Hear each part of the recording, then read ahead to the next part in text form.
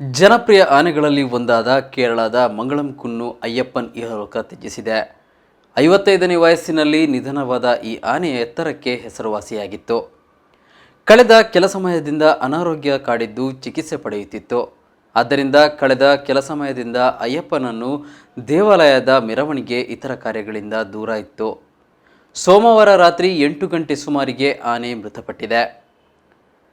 ಮಂಗಳಮಕುನ್ನ ಅಯ್ಯಪ್ಪನನ್ನು M A. Parameswaran ಮತ್ತು ಅವರ ಸಹೋದರ ಎಂ.ಎ. ಹರಿದಾಸನ್ ಅವರು ಬಿಹಾರದಲ್ಲಿ 1992ರಲ್ಲಿ ನಡೆದ ಸೋನ್ಪುರ್ ಮೇಳದಲ್ಲಿ ಖರೀದಿಸಿದ್ದರು.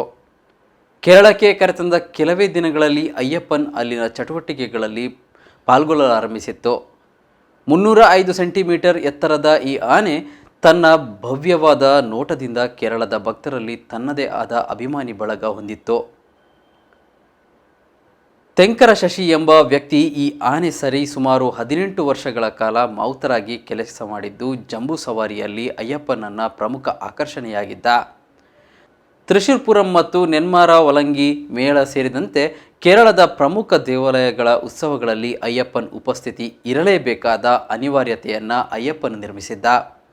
ಜೊತೆಗೆ ಜಂಬೂ, ಆನಚಂದಂ ಸೇರಿದಂತೆ ಒಂದೆರಡು ಸಿನಿಮಾಗಳಲ್ಲಿಯೂ ಅಯ್ಯಪ್ಪನ್ ಕಾಣಿಸಿಕೊಂಡಿದ್ದ.